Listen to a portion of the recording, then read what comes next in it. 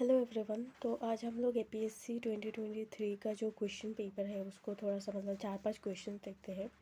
आज एक्चुअली मैं अपना एक दोस्त के साथ बात कर रही थी और वो बोल रहा था कि क्वेश्चन पेपर में ऐसा इतना टफ था और हर एक स्टेटमेंट पता होना पड़ेगा तभी हम आंसर कर सकते हैं। पर ऐसा नहीं है। बहुत सारा क्वेश्चन ऐसा था कि अगर तुम्हें एक दो या बेसिक भी पता है तो भी तुम सॉल्व कर सकते थे। तो यहाँ पे आज हम लोग 4-5 क्वेश्चन ऐसे वो करेंगे, डिस्कस करते हैं। ठीक है, चलो। सबसे पहला क्वेश्चन इससे नहीं स्टार्ट करते हम। हाँ, इसको देखें। तो ये वाला क्वेश्चन जो है वो ये मेरा खुद का क्वेश्चन पेपर है। मतलब मैंने कैसे एक्सक्लूड किया और कैसे अटेम्प्ट किया वो वाला चीज़ है। तो ये क्वेश्चन पूछा है कि ये माइदम्स के बारे में पूछा है। ठीक है, तो इसमें देखो सबसे पहले हमें क्वेश्चन मिलते ही ना देख लेना है कि करेक्ट पूछा है या नॉट करेक्ट पूछा है। बिकॉज़ क्या होता है, मेरा एक क्वेश्चन ऐसा था कि मैं मतलब मैंने इसमें इतना ध्यान नहीं दिया और मुझे वो क्वेश्चन पता था कि मतलब आंसर पता था, पर वहाँ पे पूछा था नॉट करेक्ट और मैंने जो करेक्ट है वो आंसर कर दिया। तो ऐसे करके मेरा 2 मार्क्स गया, वो गलत हो गया। तो इस वजह से इसको हमेशा से ध्यान रखना है। ठीक है, तो चारों स्टेटमेंट में अगर सबसे पहला स्टेटमेंट ही देखो, मतलब कि ये बोल रहा है कि remains of royalty of Varman dynasty. पर हमें पता है, यहाँ पे सबको पता होता है कि ये आहूम डायनेस्टी होगा, राइट।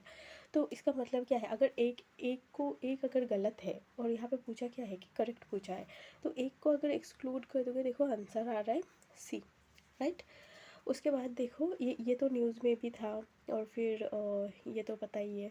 और पर चलो ये सब पता भी ना हो और ये भी पता है थोड़ा बेसिक कि किससे रिलेटेड है, तब भी देखो एक स्टेटमेंट से पूरा आंसर ही आ गया, राइट। उसके बाद ये वाला क्वेश्चन देखो, यहाँ पे फ्रीडम मूवमेंट ऑफ इंडिया के बारे में पूछा। और यहाँ पे देखो माउंटबेटन प्लान जो है वो सबसे लास्ट में आता है। अगर ईयर भी ना पता हो, कुछ भी नहीं पता हो, फिर भी ये पता वो बेसिक पता है कि हाँ माउंटबेटन प्लान हुआ था, फिर उसके बाद पार्टीशन हो गया था। तो उसके बाद इंडियन इंडिपेंडेंस एक्ट ही आया था 1947 में और उसके बाद कुछ नहीं, मतलब इतना एज सच मेजर कुछ हुआ नहीं था। और ये सब हम पहले ही पढ़ते रहते हैं, ठीक है, पढ़ चुके हैं हिस्ट्री में। अगर क्रोनोलॉजी में तुम पढ़ाई करोगे तो फिर ये तो फॉर श्योर है कि वन जो है वो लास्ट में ही आएगा, राइट। तो वन अगर लास्ट में आता है, देखो आंसर आ गया। अगर वन लास्ट में आ गया ना, तो देखो आंसर क्या आ गया, ए, राइट।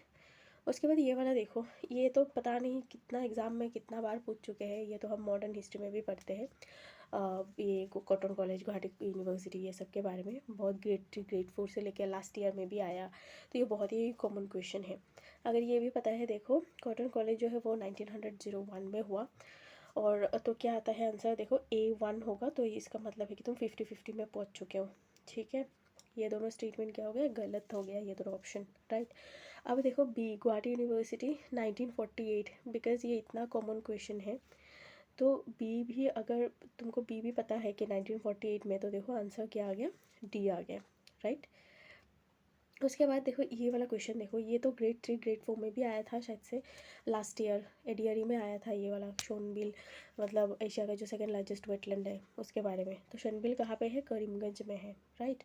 तो अगर B4 है, ये भी पता है, तो देखो ओनली वन ऑप्शन में ही है कि B4, राइट। तो देखो ये यहाँ पे ऑप्शन आ गया ए, ओके। तो उसके बाद देखो यहाँ पे एएसआई के बारे में पूछा। अब यहाँ पे ना क्या करना है हमें, देखो हर ऐसा ज़रूरी नहीं है हर चारों स्टेटमेंट ही पता होगा। अब हमें देखना है कि कौन सा सबसे इजीली हम एक्सक्लूड कर सकते हैं या कौन सा में हम श्योर है कि ये तो मतलब हमें पता ही है ऐसा, ठीक है। तो अगर बेसिक मतलब ऐसे भी प्रिपरेशन करते हैं ना, तो ये तो पता ही है कि अलेक्जेंडर कनिंघम जो है वो first director general of ASI थे, ठीक है। तो 3 तो होगा ही होगा। अब 3 अगर होगा तो इसका मतलब है ओनली वन कट जाएगा, राइट। और ये देखो ये 3 ऑप्शन बाकी रह गया।